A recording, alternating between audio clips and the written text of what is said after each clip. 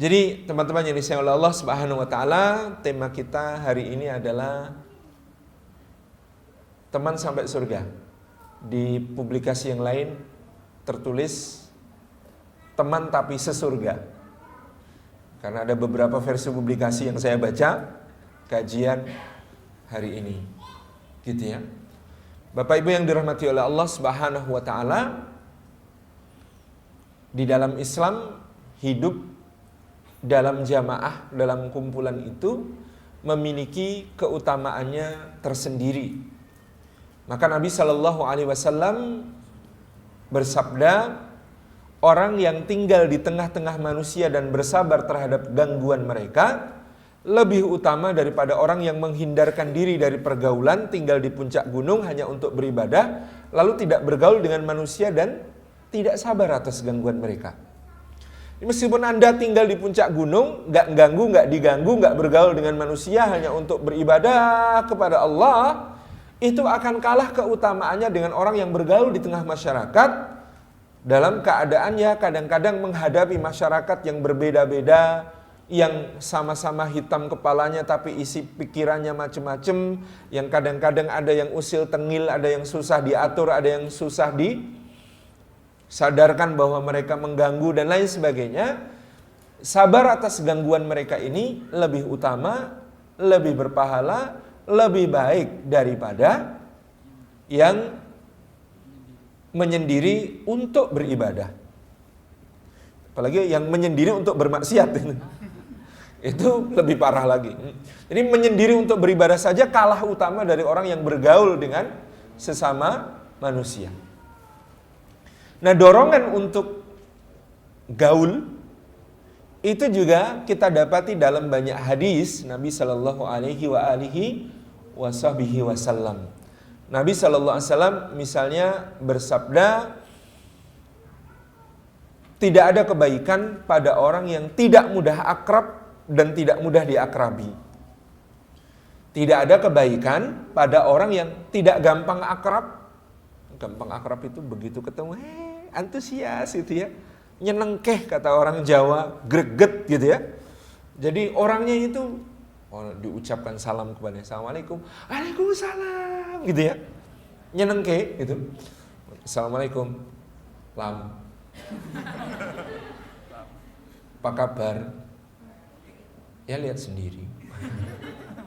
Itu kan nggak nyenengkeh gitu ya, nggak mudah akrab dan tidak mudah diakrabi. Kalau akrab itu inisiatif, dia yang berinisiatif mudah akrab. Nah, ada orang yang sudah diakrabi susah juga gitu. Nah, kata Nabi Shallallahu Alaihi Wasallam, yang begini kurang baik. Meskipun tentu saja kalau ada alasan di balik itu, misalnya saya nggak mau akrab-akraban sama mereka karena pengaruhnya negatif buat saya. Saya nggak mau deket-deket sama mereka karena saya tahu kalau saya deket-deket sama mereka saya justru akan terpengaruh hal-hal yang buruknya. Tentu kalau alasannya begini dibenarkan. Yang dimaksud Rasulullah tidak ada kebaikan adalah dia jadi tidak punya peluang untuk menyampaikan kebaikan, meluaskan pengaruh kebaikan kepada orang lain, gitu ya. Jadi tidak mudah akrab dan tidak mudah diakrabi. Kemudian Nabi SAW juga bersabda dalam hadis riwayat Imam Muslim, ini dorongan untuk menjadi orang yang mudah bergaul dan mudah diakrabi orang.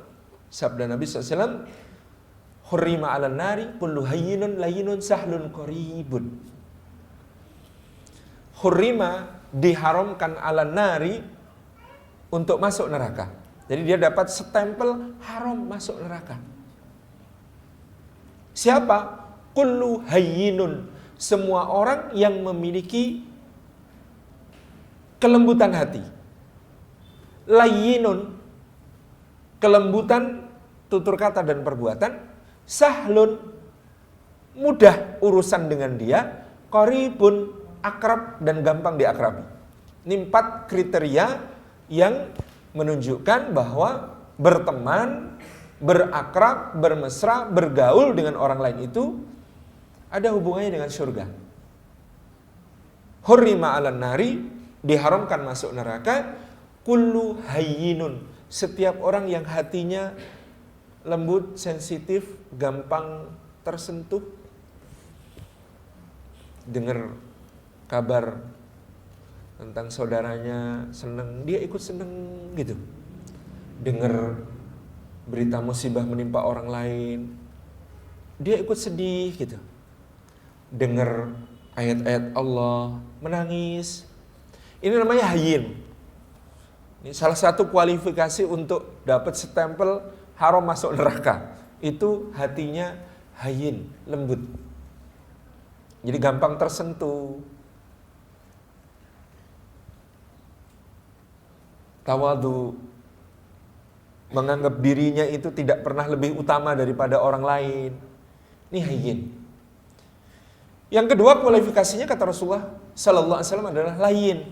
Layyin itu lembut dalam tutur kata, tidak suka berteriak-teriak, tidak suka berkata kasar, tidak suka mengumpat, tidak suka omong kotor, tidak suka bicara lucah, yang porno, yang saru, tidak suka kemudian menghardik, tidak suka mencaci, tidak suka memaki, tidak suka bernamimah, adu domba, tidak suka berghibah, tidak suka bergunjing. Ini namanya layyin.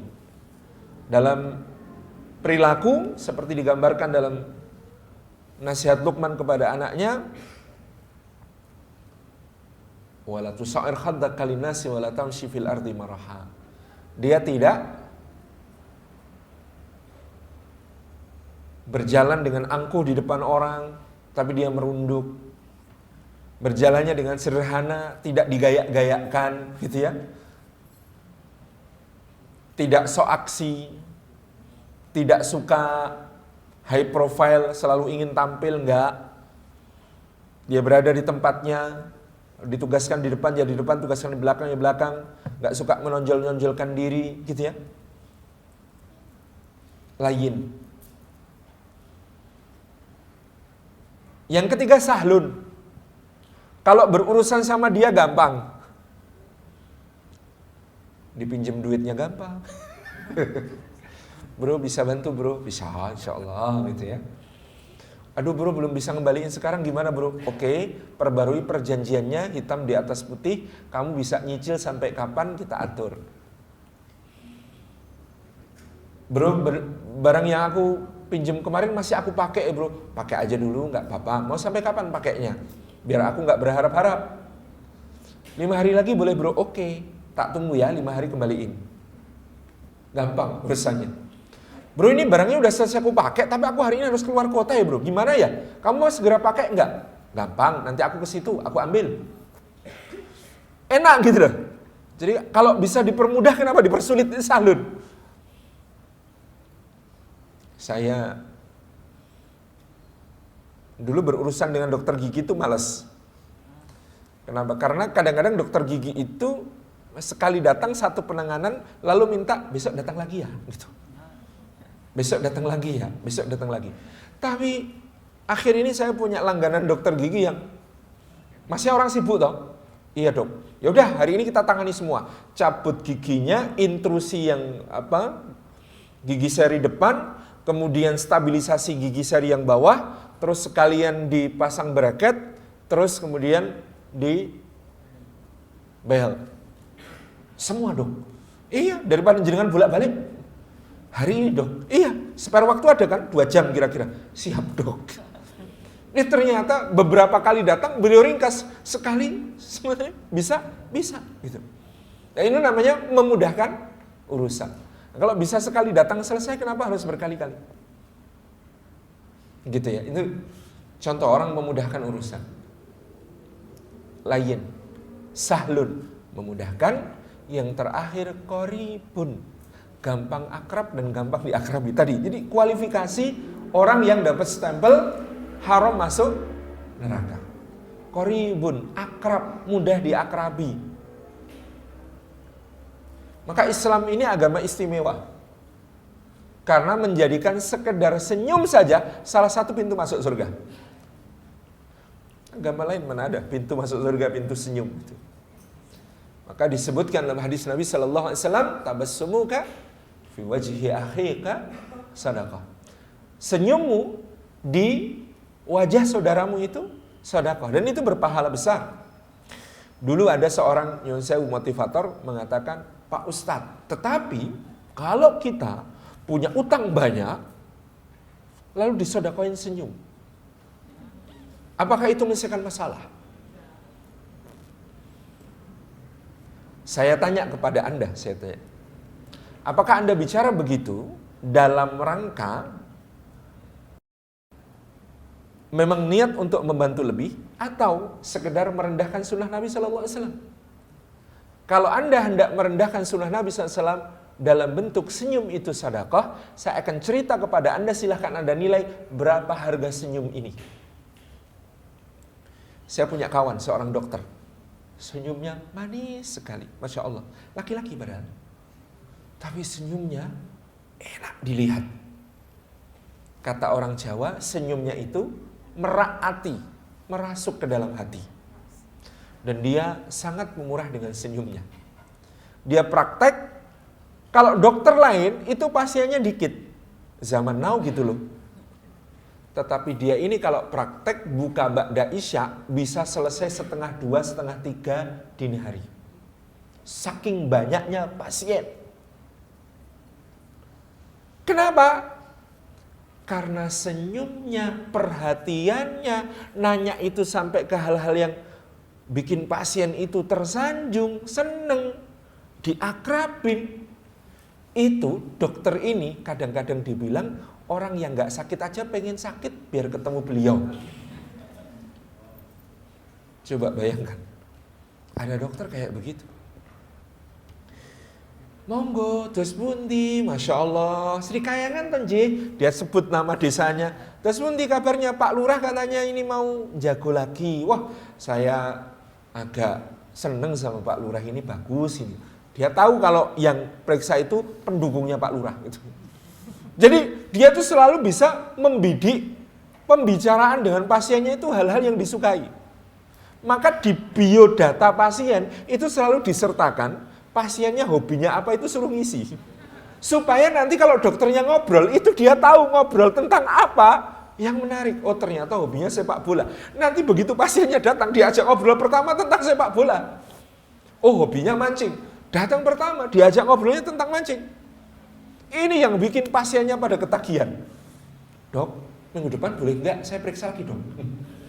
Loh kalau sudah sembuh ya nggak usah periksa toh Pak. Pengen ketemu dokter ya, ngobrolnya asik gitu. Luar biasa. Nah, ada kejadian lucu. Suatu hari ketika dia praktek, pasien berikutnya dipersilahkan masuk. Masuk. Pasiennya datang langsung nangis tergugu, berlutut di depan si dokter ini, nyium-nyium tangannya. Pak, kenapa Pak? Ayo duduk dulu, ngobrol-ngobrol dulu, kok malah cium tangan? Enggak kok dok, saya enggak sakit. Loh, lah mau periksa apa? Saya cuma mau mengucapkan terima kasih kok dok. Loh, terima kasih apa ini? Ayo tak duduk, mau ngomong bu, ini ada teh manis, diminum dulu. Punya cerita apa? Pasien itu berkata, makasih dok atas senyumnya. Loh kenapa mas? Jadi suatu hari saya merasa hidup saya hancur. Usaha saya bangkrut, teman saya bawa lari modal, hutang saya miliaran. Saya nggak tahu lagi mau bagaimana, seluruh aset sudah saya lepas, dan hutang itu nggak ketutup. Karyawan saya bubar semuanya, istri saya ninggalin saya bersama anak-anak saya. Hari itu hidup saya benar-benar hancur. Yang saya pikirkan hari itu adalah cara bunuh diri paling enak apa ya. Maka saya berjalan gontai, nggak tentu arah, nggak tahu mau kemana. Pokoknya saya pengen segera bunuh diri aja. Saya pengen segera mati saja. Saya merasa semua orang jahat sama saya. Saya merasa dunia tidak adil. Saya merasa takdir kejam. Lalu saya jalan itu. Saya papasan sama dokter. Dan dokter nggak kenal saya. Tapi dokter senyum sama saya, mengucap salam pada saya, gitu ya. Dan saya nggak melupakan momen itu, di mana tiba-tiba saya sadar bahwa tidak semua orang jahat sama saya. Di mana momen itu saya sadar bahwa saya harusnya masih punya harapan, masih diberi hidup oleh Allah, berarti masih ada kesempatan untuk memperbaiki diri. Dan itu 3 tahun yang lalu dok. Sekarang saya sudah merintis usaha saya lagi, anak dan istri saya sudah kembali, keluarga kami lebih bahagia dari sebelumnya. Terima kasih dok. Saya tanya teman-teman, senyum yang kayak begini harganya berapa? Dibandingkan utang yang miliaran tadi, senyum yang kayak begini mau dibayar berapa? Yang bisa membuat seorang yang putus asa tiba-tiba merasa punya harapan. Yang membuat orang yang mau bunuh diri tiba-tiba sadar bahwa itu bukan solusinya. Yang membuat orang yang sudah di titik nadir tiba-tiba bangkit semangatnya untuk menjadi lebih baik. Sedekah senyum yang seperti ini berapa harganya? Keren banget. Tabassumuka fi wajhi akhika sedekah. Maka Nabi SAW melarang kita dari meremehkan kebaikan kecil meskipun itu cuma talaqatul wajh. Talaqatul wajh itu sering diterjemahkan berwajah manis. Ini yang repot. Kalau wajahnya tidak manis kan nggak bisa mengamalkan gitu. Masa harus dikasih gula? Maka kalau saya sih talaqatul wajh itu apa ya? Wajahnya berseri-seri. Antum pernah nggak ketemu orang dilihat itu nyenengin? Sebenarnya nggak ganteng, nggak cantik, tapi dilihat itu nyenengin. Ada? Ada ya? Entah kenapa, ya wajahnya itu enak dilihat gitu. Meskipun dari ukuran-ukuran Miss Universe gitu, itu nggak masuk gitu. Tapi wajahnya itu enak dilihat, nyenengin, gitu ya. Talaqatul wajah, berseri-seri. Orangnya tuh diajak ngobrol antusias. Kalau memberi perhatian, sepenuh perhatian. Kalau digambar oleh para sahabat Nabi SAW, Rasulullah itu nengok, itu seluruh badan. Gak pernah, apa? Gak pernah. Nabi SAW itu nengok, ya nengok seluruh badan. Menghadap ke seluruh badan. Kalau bicara dengan orang, maka puser ketemu puser. Tapi kalau orang Jawa itu jadi kode ya. Kalau Anda bertamu ke rumah seseorang, Anda ngobrol dengan si tuan rumahnya sudah mengalihkan arah pusernya, bukan ke arah Anda, itu saatnya Anda mengakhiri pembicaraan dan segera pulang. Paham? Orang itu kalau bicara antusias, pasti puser ngadep puser. Oh iya tuh. Tapi kalau ngobrol gini, iya tuh. Oh, itu berarti sudah nggak minat. Paham ya? Jadi itu Nabi SAW contoh yang luar biasa bahwa antusias, ngadep ya ngadep, nengok ya nengok, gitu ya. Dan itulah talaqatul wajah. Dan itu tidak boleh kita remehkan, karena boleh jadi amal-amal kecil begitu yang menyelamatkan kita. Kalau amal-amal yang kita niatkan betul-betul sebagai amal, kadang-kadang habis kena riya, habis kena sum'ah, gitu ya. Sholat sunnah apalagi. Puasa sunnah, sedekah, susah diharapkan itu. Tetapi kalau yang amal-amal mungkin kita alami seperti ini, Masya Allah, mudah-mudahan jadi penyelamat kita. Ada seorang kekasih Allah, mimpi tentang Al-Ghazali rahimahullah ta'ala. Al-Ghazali rahimahullah ta'ala mendapatkan kedudukan yang tinggi di surga. Dia ditanya, dalam mimpi ini ya, cerita mimpi ini. Masya Allah, wahai Syekh, Anda mendapatkan kedudukan tinggi di surga. Pasti ini karena ilmu Anda, amal soleh Anda, ibadah-ibadah Anda. Apa kata Imam Al-Ghazali dalam mimpi itu? Semua yang kulakukan dari amal ibadah itu dipakai untuk membayar nikmat Allah pun tidak akan cukup. Allah mengangkatku ke kedudukan ini karena satu amal yang aku tidak mengira itu yang menyelamatkanku. Apa itu? Satu saat Al-Ghazali sedang nulis zaman dulu kan pakai pena tutul. Tahu pena tutul ya? Ditutul-tutulkan ke dalam tinta, baru dipakai nulis. Nah satu saat, dikatakan dalam cerita mimpi itu, ketika Al-Ghazali nutulkan penanya ke dalam tinta, itu masih penanya basah oleh tinta. Baru diangkat begini, ada lalat mencelok. Lalatnya kehausan. Lalu lalatnya ini meminum tinta yang ada di ujung pena. Oleh Al-Ghazali itu dibiarkan sampai minumnya puas, nggak dia gusah. Kan kita kadang mau dipakai nulis kok, gitu kan. itu dibiarkan sampai lalatnya puas, lalu baru lalatnya terbang, baru kemudian dia pakai untuk nulis. Kata Al-Ghazali dalam Mimpi Orang Saleh ini, itulah yang menyelamatkan aku. Membiarkan makhluk Allah minum dari tinta yang ada di penaku.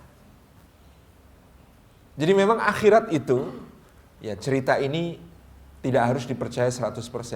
Tetapi itu gambaran bahwa akhirat itu negeri kejutan. Akhirat itu negeri kejutan. Banyak amal yang kita bangga-banggakan ternyata jadi debu berhamburan, gak berharga di sana. Banyak amal yang kita remehkan, justru itu yang menyelamatkan kita. Banyak dosa-dosa yang menghantui kita, ternyata itu diampuni.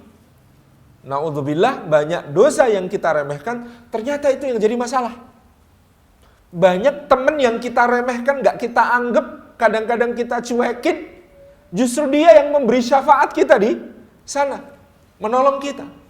Banyak teman yang kita andalkan, kita akrabi, kita deket-deket sama dia, kita unggul-unggulkan dalam pergaulan, ternyata dia di akhirat adalah musuh bebuyutan, yang menggugat kita, yang mempermasalahkan kita, yang mengambil amal saleh kita. Na'udzubillah.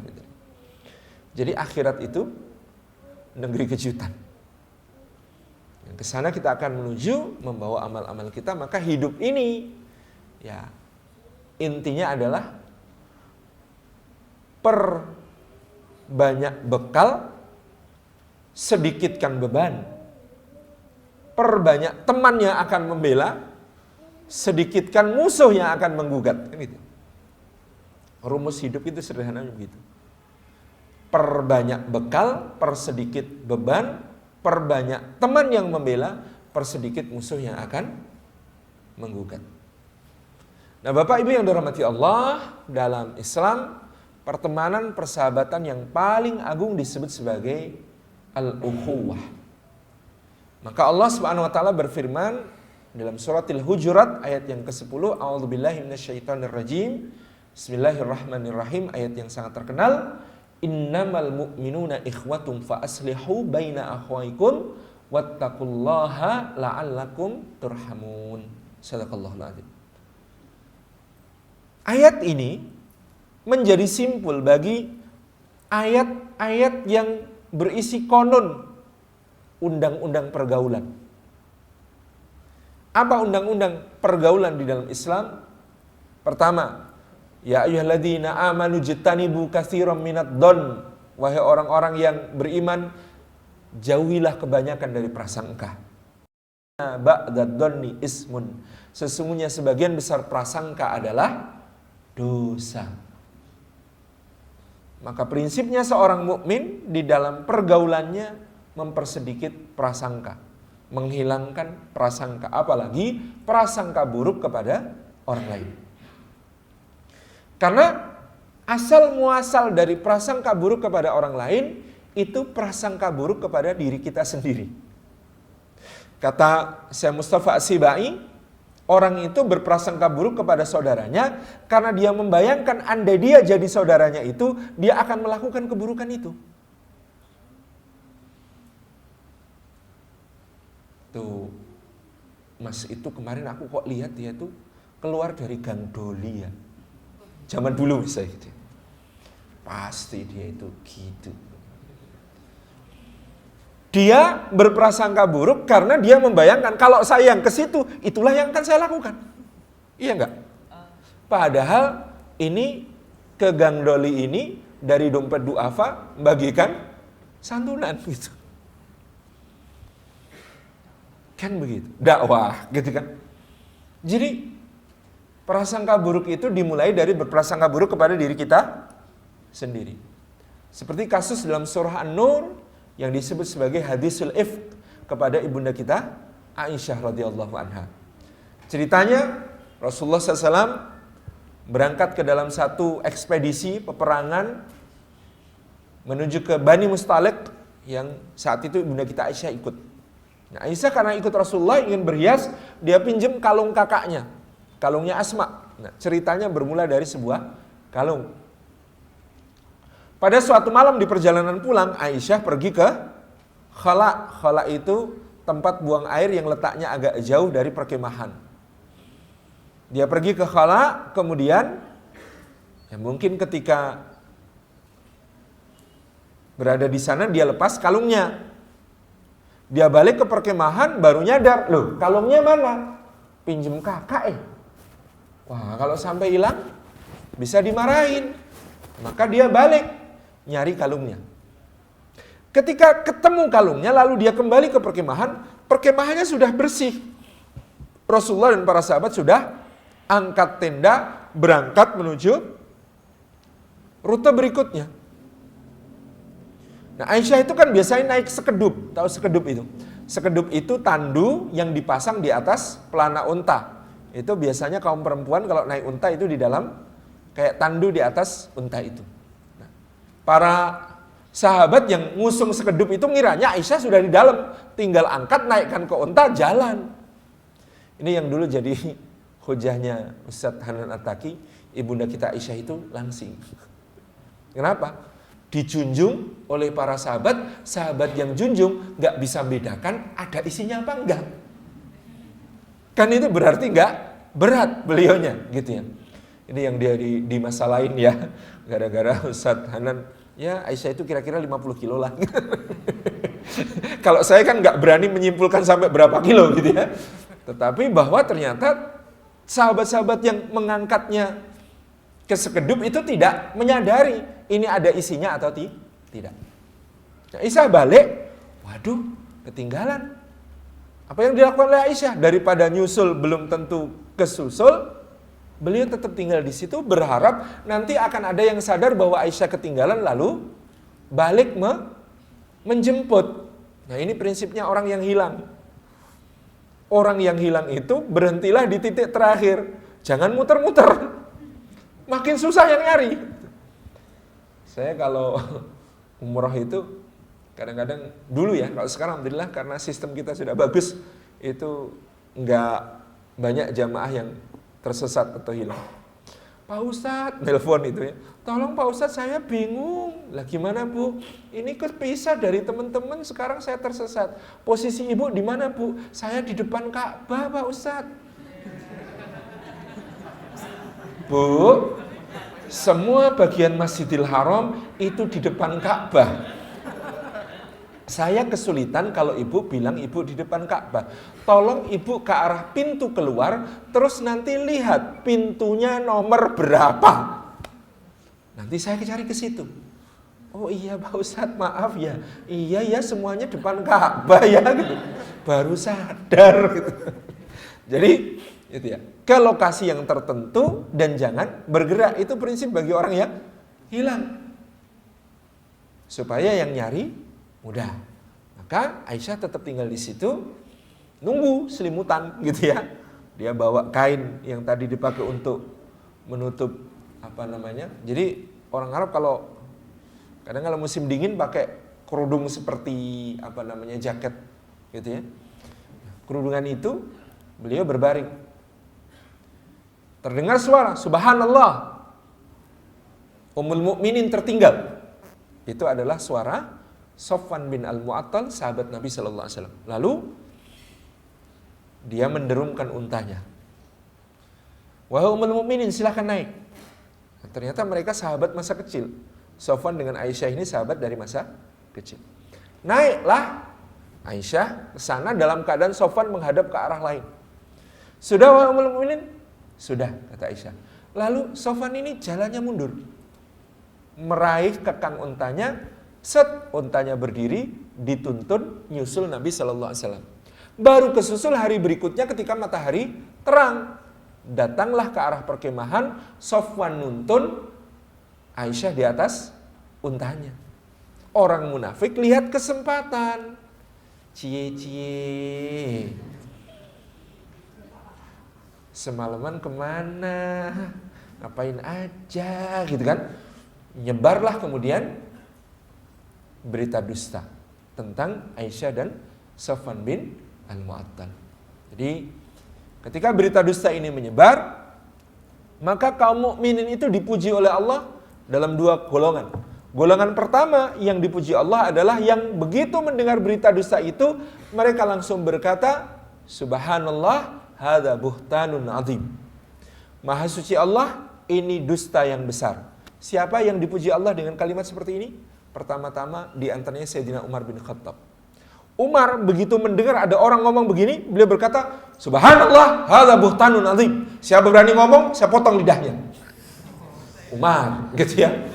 Jadi Umar begitu dengar tuduhan yang sangat keji kepada ibunda kita Aisyah dan Sofwan, langsung berkata, Subhanallah, hadza buhtanun azim. Berani ngomong lagi di depan saya kayak begini, saya potong lidahnya. Sayyidina Umar bin Khattab. Model kedua yang dipuji Allah adalah yang berprasangka baik kepada diri mereka sendiri, yang dengan begitu berprasangka baik kepada saudaranya.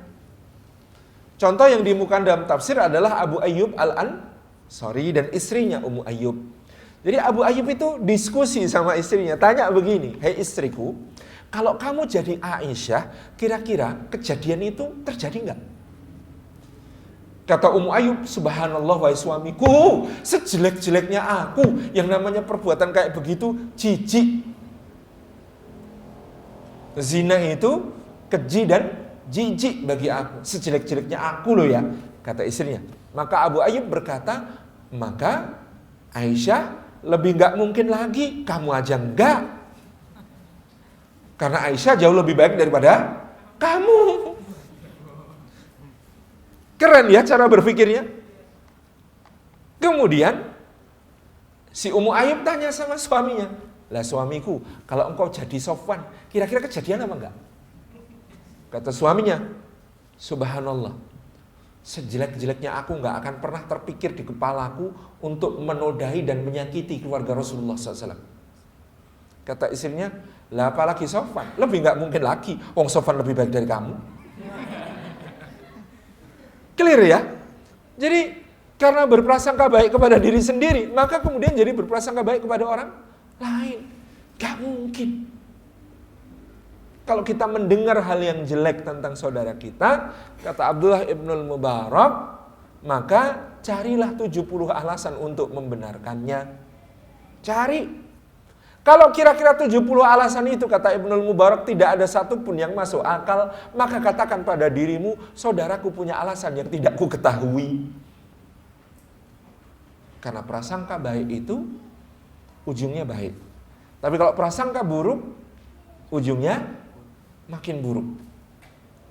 Begitu orang berprasangka buruk, apa urutan berikutnya di konun pergaulan? Kata Allah Subhanahu wa taala, wala tajassasu, dan janganlah kalian saling mencari-cari aib saudara kalian.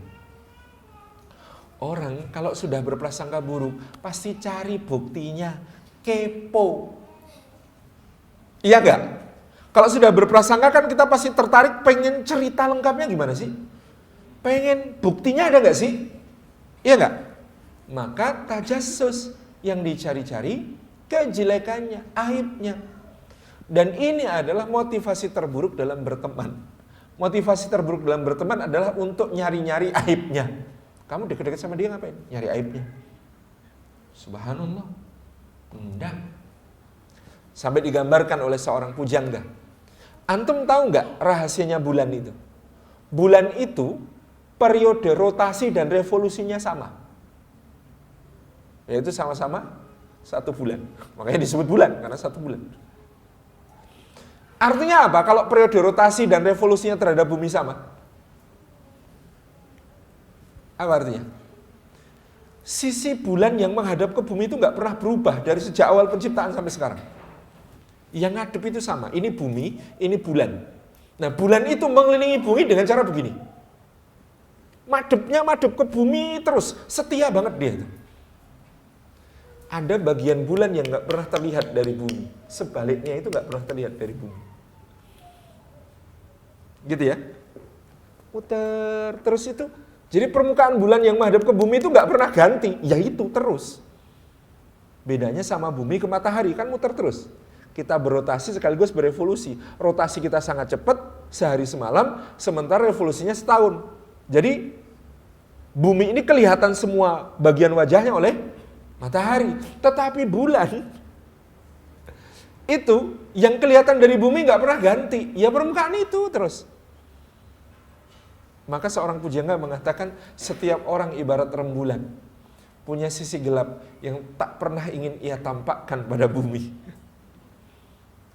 Maka alasan kita untuk dekat dengan seseorang itu kan bukan untuk mencari-cari sisi gelapnya bulan.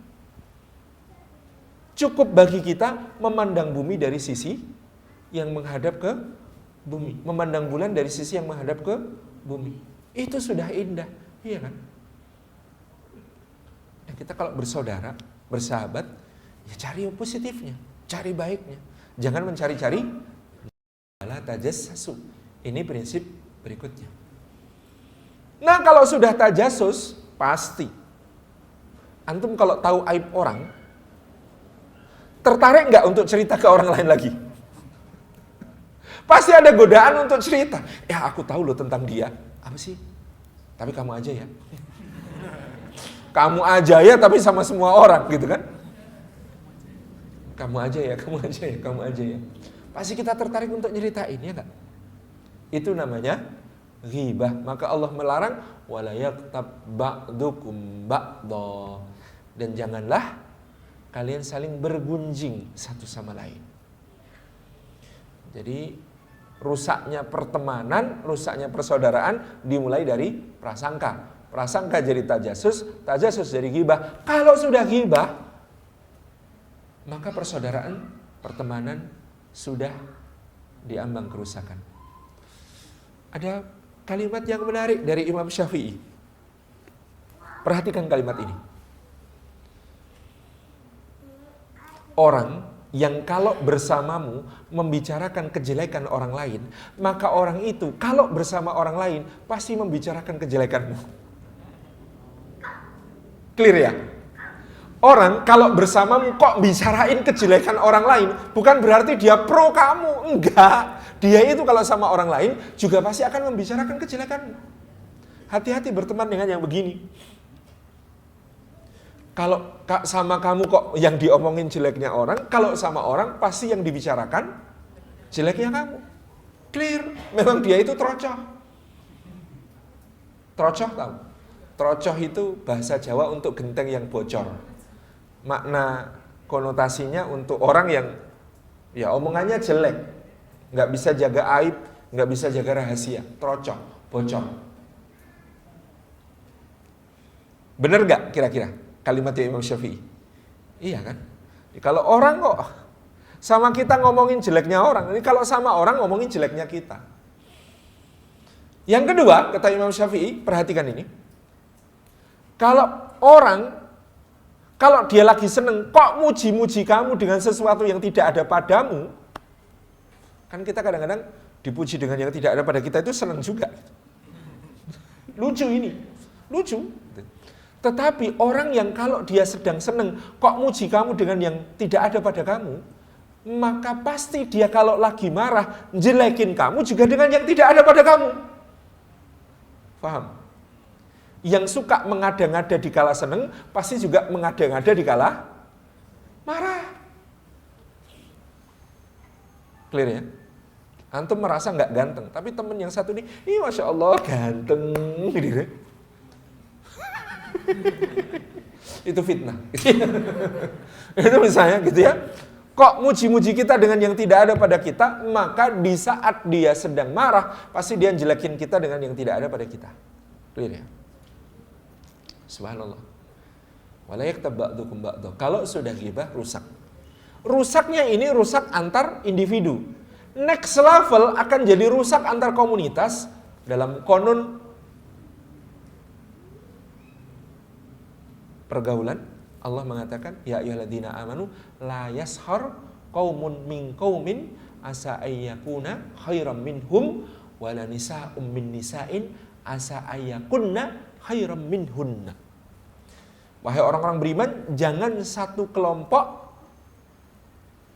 menjelekkan kelompok yang lain. Boleh jadi kelompok yang dijelekkan lebih baik daripada kelompok yang menjelekkan. Lebih baik minimal karena tidak ikut menjelekkan. Wala nisa'um min nisa'in, dan jangan sekelompok perempuan menjelekkan sekelompok perempuan yang lain. Kenapa perempuan disebut khusus di sini? Geng ibu-ibu kalau sudah jelekin yang lain kadang lebih ganas. Dan janganlah sekelompok perempuan menjelekkan sekelompok perempuan yang lain. Boleh jadi kelompok perempuan yang dijelekkan lebih baik daripada yang menjelekkan. Itu akan menjadi kerusakan di tengah masyarakat. Ini ya, jadi konunnya pergaulan yang kemudian diikat dengan satu kata, persaudaraan itu di atas iman. Innamal mu'minuna ikhwatun. Hanya saja orang mukmin itulah yang bersaudara. Fa aslihu baina akhwaikum wattaqullaha la'allakum turhamun.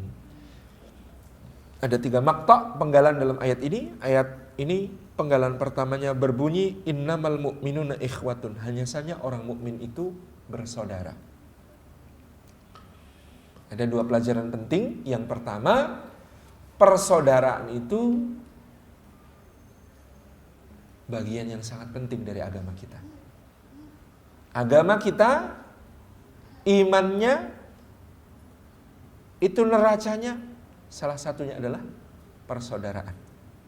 Maka banyak kalimat iman dalam Quran maupun hadis, ukurannya, neracanya adalah pergaulan. Contoh, man kana yu'minu billahi wal yaumil akhir falyaqul khairan aw liyasmut, wa man kana yu'minu billahi wal yaumil akhir falyukrim dhaifah, wa man kana yu'minu billahi wal yaumil akhir fala yu'di jarah.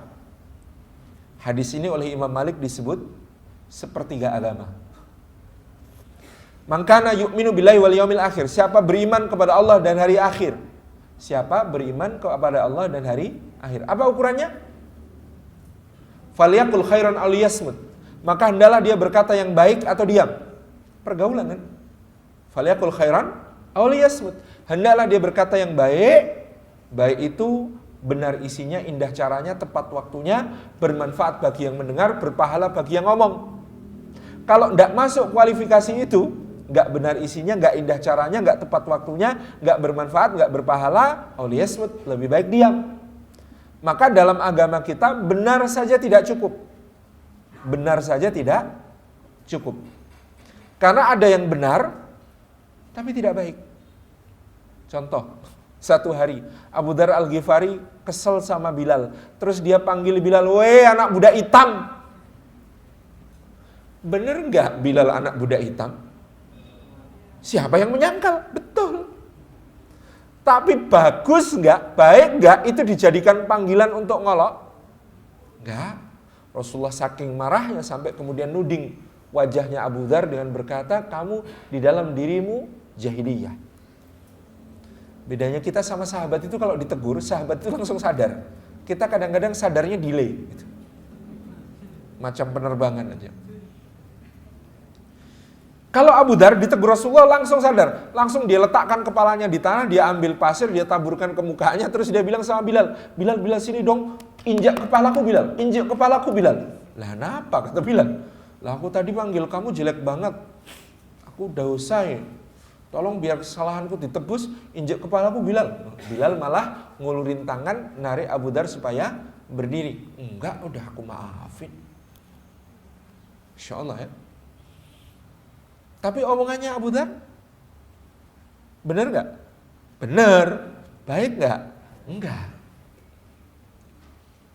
Apalagi tadi soal menggunjing kan. Kita kadang-kadang kalau ditegur, nggak boleh gunjing, gibah. Ini bener loh. Fakta loh. Aktual, tajam, terpercaya. Ini sudah diverifikasi. Valid, sahih. Mutawatir. Ya yang namanya ghibah itu yang benar. Kalau tidak benar namanya qauluz zur, dusta. Fitnah saya hindari penggunaan katanya karena makna fitnah dalam bahasa Arab dengan bahasa Indonesia itu beda. Makanya kalau dalam bahasa Arab ada kata-kata di dalam Al-Qur'anul Karim, wal fitnatu asyaddu minal qatl. Fitnah lebih kejam daripada pembunuhan. Ini jangan disalah maknai, daripada kita fitnah lebih baik kita bunuh saja, kan? Jangan. Bukan. Apa yang dimaksud fitnah di situ? Terjemah yang pas untuk fitnah di situ adalah pemurtadan. Karena ayatnya konteksnya adalah mencobai orang supaya dia beralih dari iman menuju kekafiran yang dilakukan orang-orang Quraisy itu lebih kejam daripada pembunuhan yang dilakukan sahabat Abdullah bin Jahsy kepada orang kafir di bulan haram. Konteks ayatnya kan begitu. Jadi kan ada larangan membunuh di bulan haram. Ada sahabat ngiranya masih tanggal 30 Rajab, ternyata sudah tanggal 1. Ngiranya sudah tanggal 1 Sya'ban, ternyata masih tanggal 30 Rajab. Padahal Rajab itu bulan haram, tidak boleh membunuh. Nah, dia sudah terlanjur membunuh. Maka dikiranya ini oleh orang-orang Quraisy dituntut Rasulullah. Muhammad ini gimana? Ngaku nabi, gak menghormati bulan haram, bikin pembunuhan. Nah, kemudian Quran menjawab, wal fitnatu asyaddu minal qatl. Apa yang dimaksud fitnah di situ? Memurtadkan dengan iming-iming, intimidasi, penyiksaan atau apapun bentuknya, memurtadkan orang itu lebih kejam daripada pembunuhan. Kenapa? Karena memurtadkan orang membuat dia kehilangan hak hidup akhiratnya di surga. Kalau cuma membunuh orang, dia kehilangan hak hidupnya di dunia. Gitu ya. Jadi fitnah bahasa Arab dalam konteks ayat itu artinya pemurtadan. Bukan berarti fitnah dalam bahasa Indonesia yang bermakna qaulu zur itu dosanya ringan. Enggak, berat juga dosanya, parah.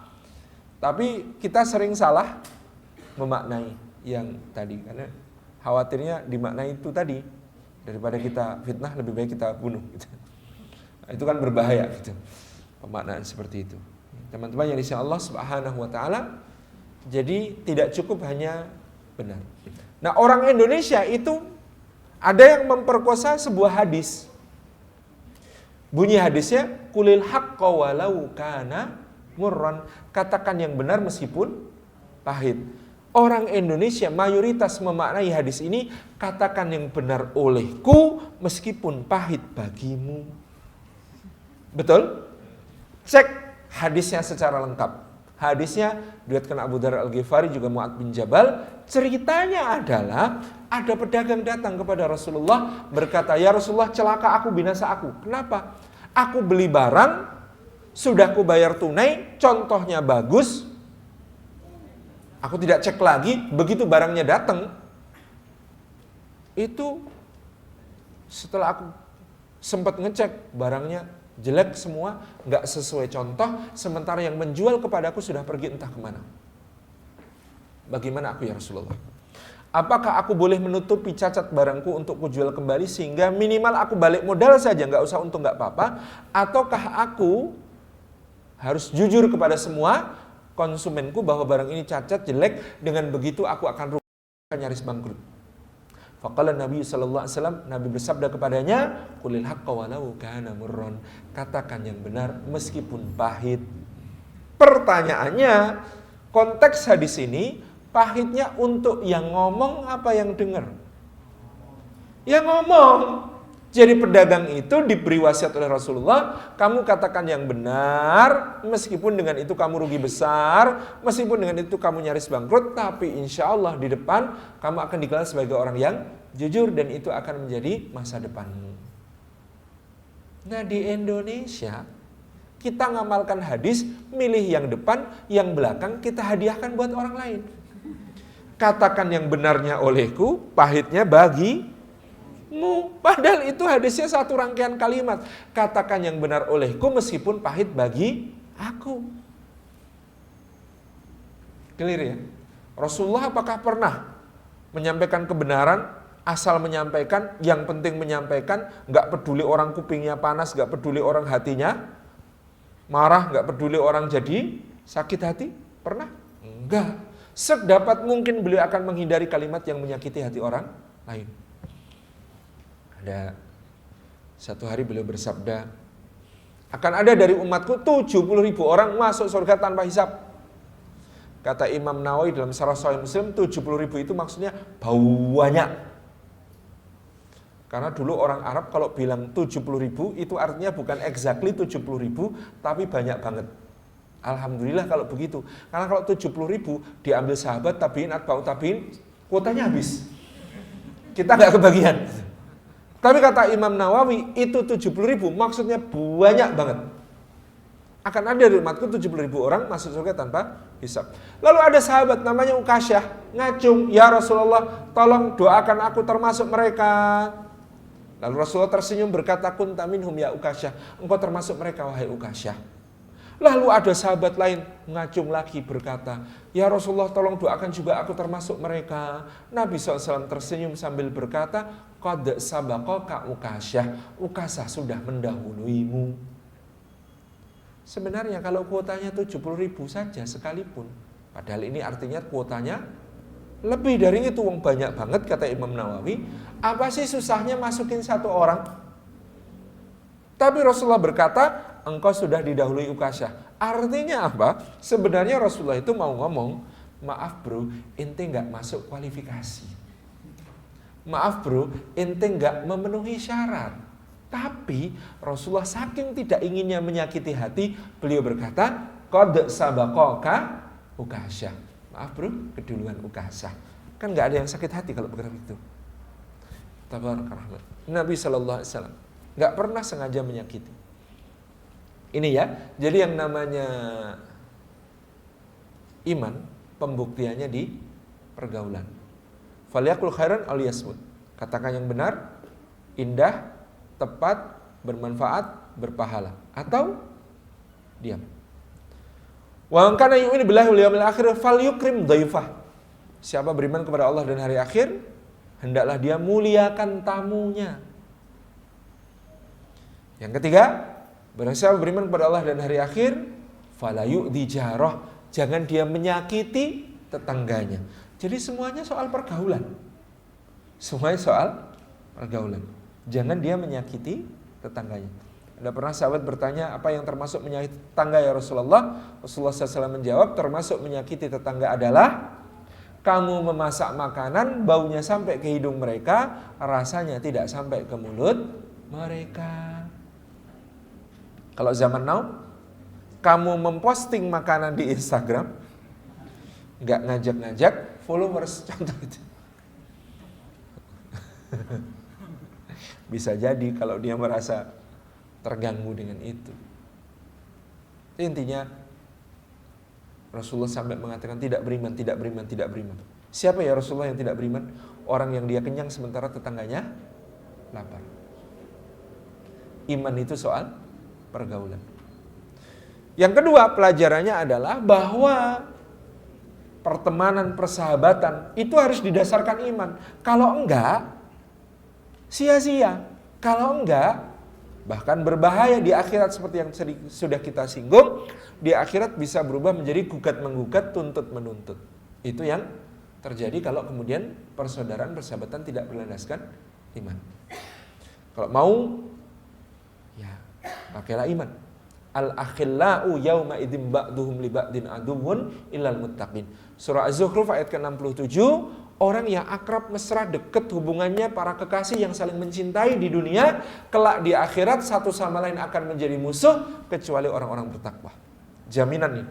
Semua hubungan, makin akrab hubungan itu di dunia, makin dekat, makin mesra, makin intim, di akhirat makin keras permusuhannya kecuali orang-orang bertakwa. Kayaknya di suratil Furqan, kalau di akhirat akan ada orang yang berteriak mengatakan ya wailata laitani lam attakhid fulanan khalila. Aduhai binasa celaka aku, andai dulu di dunia tidak kujadikan si fulan sebagai kekasihku. Karena apa? Karena si fulan ini telah menghalangi aku dari hidayah ketika hidayah itu datang kepadaku.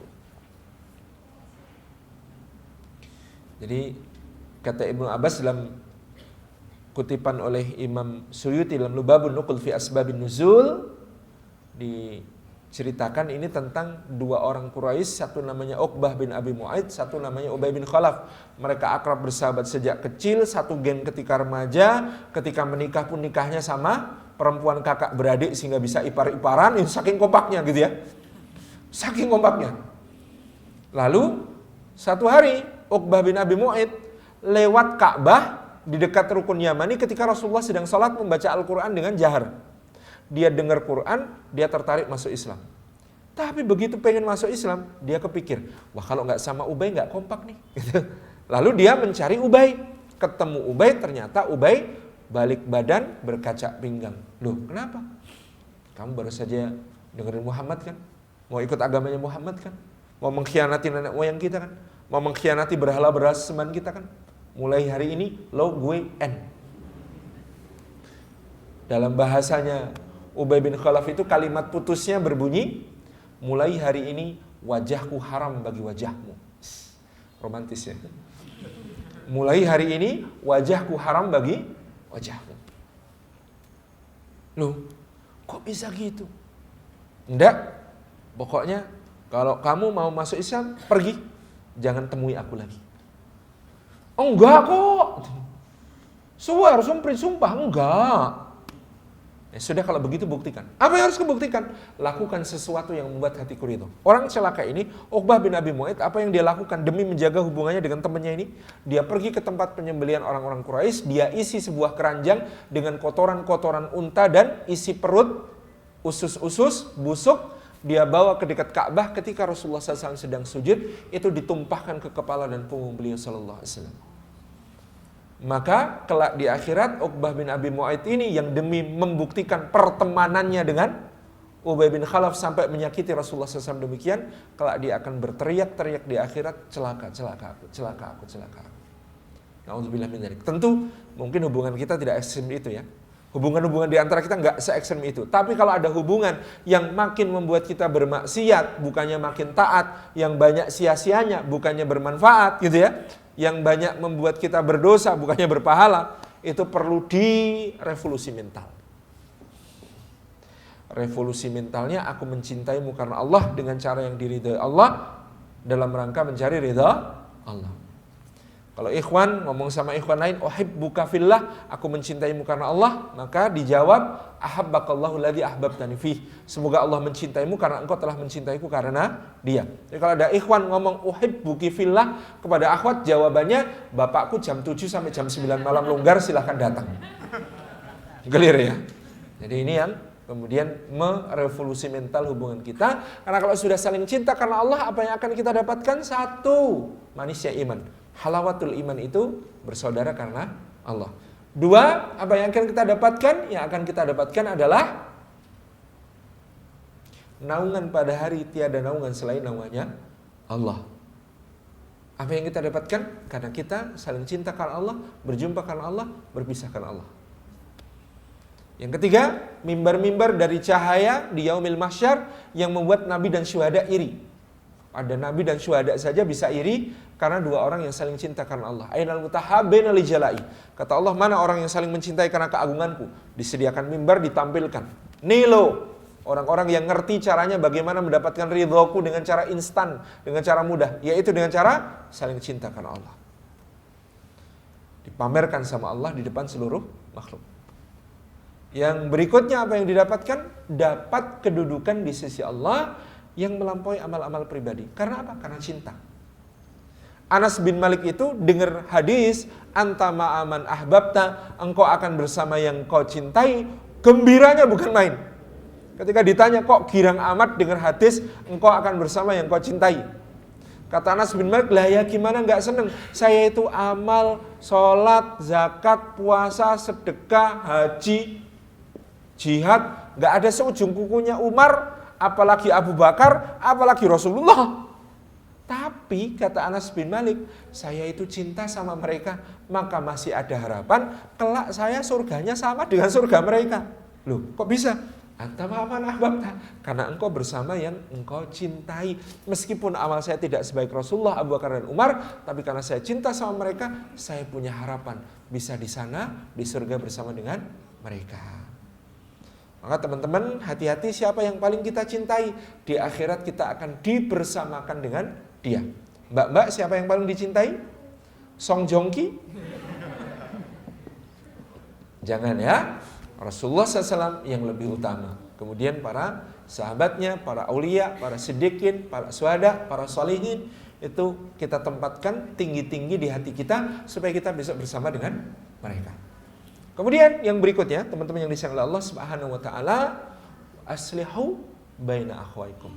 Ini menunjukkan dalam persaudaraan, dalam pertemanan ada satu amal yang sangat keren. Amalnya namanya amalul islah, amal mendamaikan. Karena mukmin sama mukmin bersaudara itu bukan berarti bebas konflik. Ya tetap saja ujian Allah akan datang dalam persaudaraan antar orang beriman. Maka di situ ada satu peluang amal soleh namanya amalul islah, amal mendamaikan. Saking kerennya mendamaikan dua mukmin yang berselisih sampai diberi dispensasi boleh bohong. 3 bohong yang boleh, apa saja? 1, bohongnya suami kepada istri bukan dalam rangka mengkhianati tapi menyenangkan hatinya. Contoh, Bu, sebelum nikah sama kamu, aku sudah survei 17 warung Tegal. Tidak ada yang sayur lodehnya lebih enak dari bikinanmu. Apa benar? Baik bohong maupun benar sama-sama berpahala, tidak masalah. Bu, tahu enggak? Dari semua yang hadir di pengajian tadi, ternyata kamu yang paling cantik. Bohong apa benar? Bohong maupun benar sama-sama berpahala. Masalahnya istri Anda akan bilang, oh jadi tadi ngamatin semua. Nah, itu banyak kita. Yang kedua, yang boleh bohong mendamaikan dua mukmin berselisih. Yang ketiga, yang boleh bohong dalam situasi perang. Situasi perang disuruh di mana? Pasukannya Muhammad. Jangan dijawab yang benar, jangan jujur. Itu boleh bohong, gitu ya. Jadi 3 lokasi. Yang ketiga ini, yang kedua tadi, itu Anda punya peluang untuk mendamaikan dua mukmin berselisih dengan salam. Misalnya, Assalamualaikum Pak Kiai. Waalaikumsalam. Ada apa nak? Dapat salam Pak Kiai. Dari siapa? Dari Ustadz A. Mosok? Itu Ustadz yang sering bilang saya ahli bid'ah itu toh. Yang saya ini hanya gara-gara mimpin yasinan dan tahlilan di sini dibilang gembongnya ahli bid'ah daerah sini toh. Enggak Pak Kiai, wong beliau itu hormat sama jenengan itu sesepuh di sini, dituakan, tokoh agama sudah lama merintis dakwah bina masyarakat, beliau sebagai orang muda itu takdim sama jenengan, makanya beliau titip salam. Mosok enggak dijawab Pak Kiai. Gimana salamnya? Ya assalamualaikum. Ya sudah, waalaikumsalam. Kesana tuh. Assalamualaikum Pak Ustadz. Waalaikumsalam. Ada apa Mas? Dapat salam Pak Ustadz. Dari siapa? Pak Kiai. Pak Kiai yang selalu bilang saya Wahabi kurang ajar itu. Gitu, misalnya gitu. Pak Kiai yang bilang saya anak muda lulusan Timur Tengah mentang-mentang terus kesini nyebarkan bid'ah-bid'ahkan masa semuanya itu. Mosok kirim salam. Masya Allah, Pak Kiai itu sama antum itu salut. Anak muda lulusan Timur Tengah, Jawa Timur dan Jawa Tengah gitu ya. Lulusan Timur Tengah, terus Masya Allah gelarnya LC, lucu gitu ya. Masya Allah. Kata Ustadz Somad, Anda tahu gelar LC di belakang nama saya? Itu artinya lucu gitu ya. Jadi Masya Allah beliau tuh salut. Wah senang sekali ada anak muda seperti jenengan yang akan melanjutkan dakwah di sini. Ini kirim salam loh Pak Ustadz, masa nggak dikasih balasan? Yaudah, waalaikumsalam. Next, tingkatkan level kebohongannya. Bawa minyak wangi misik asli 1 tola 12 ml harganya 800 real di toko Arabian Oud gitu ya. Bawa. Assalamualaikum Pak Kiai. Waalaikumsalam. Ada apa nak? Ini ada titipan hadiah. Hadiah apa ini? Minyak wangi Pak Kiai. Wih, mahal ini. Iya Pak Kiai. 800 real 12 mili. 800 real itu berarti 3,2 juta. 12 mili. 1 mili berapa? Jadi 1 oles gitu 300.000. Ini Pak Kiai silahkan. Masya Allah dari siapa ini? Dari Pak Ustadz, baru pulang umroh itu Pak Ustadz. Ya Allah. Sampaikan ya, makasih ya. Ya, siap Pak Kiai. Kesana juga begitu. Bawa sorban asli bikinan Yaman. Assalamualaikum Pak Ustadz. Assalam. Ini ada hadiah dari Pak Kiai. Wih, hadiah apa? Ini loh sorban. Waduh, saya itu nggak biasa pakai sorban. Kata Pak Kiai, antum itu ulama, bukan ubaru. Kalau ubaru itu ya kayak Salim Afila itu ubaru, bukan ulama gitu ya. Jadi antum tuh harus tampil seperti ulama ya. Sesekali pakai sorban, Pak Ustadz, ini dikasih sama Pak Kiai, pesennya tolong dipakai.